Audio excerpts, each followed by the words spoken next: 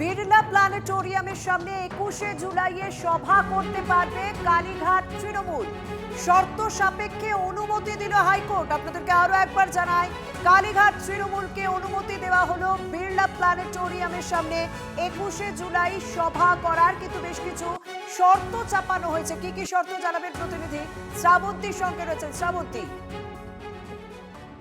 দেখো বিড়লা প্ল্যানেটোরিয়ামে হলে আপত্তি নেই। প্রথম একেবারে শুরুতেই আজকে জানানো হয়েছিল কালীঘাট তৃণমূল কংগ্রেসের পক্ষ থেকে যে যদি ভিক্টোরিয়া হাউসের সামনে না হয় তাহলে ধর্মতলা কাছাকাছি কোনো জায়গা অথবা বিড়লা প্ল্যানেটোরিয়ামে হতে পারে।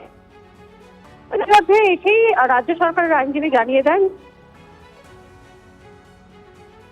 যেমন ভাবে একটি হাসপাতাল রয়েছে ঠিক তেমনি ভাবে একটি স্কুলও রয়েছে, সেক্ষেত্রে এই অনুমতি দেওয়া সম্ভব নয়।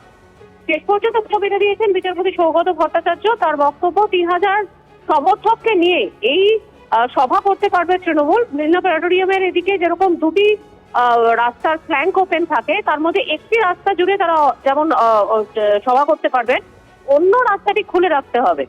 এখন এই 3000 লোককে নিয়েই আপাতত তৃণমূল কংগ্রেসের কালীঘাট তৃণমূল কংগ্রেসের পক্ষ থেকে সওয়াল জবাব করছিলেন কল্যাণ বন্দ্যোপাধ্যায়। তার বক্তব্য অন্তত 5000 লোককে এই অনুমতি দেওয়া হোক, কিন্তু সেই অনুমতি দেননি বিচারপতি।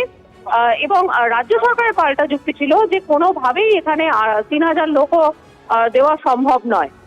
আপাতত বিড়লা প্ল্যানেটোরিয়ামেই 21শে জুলাই সভা করার অনুমতি দেওয়া হবে। তোমার কাছ থেকে আপডেট নেব। 3000-এর বেশি কর্মী সমর্থকের জমায়েত নয়, রাস্তার একটি অংশে সভা করা যাবে, অন্য অংশ খোলা রাখতে হবে, এরকম একাধিক শর্ত দেওয়া হয়েছে আদালতের দিক থেকে। ধন্যবাদ শ্রাবন্তী।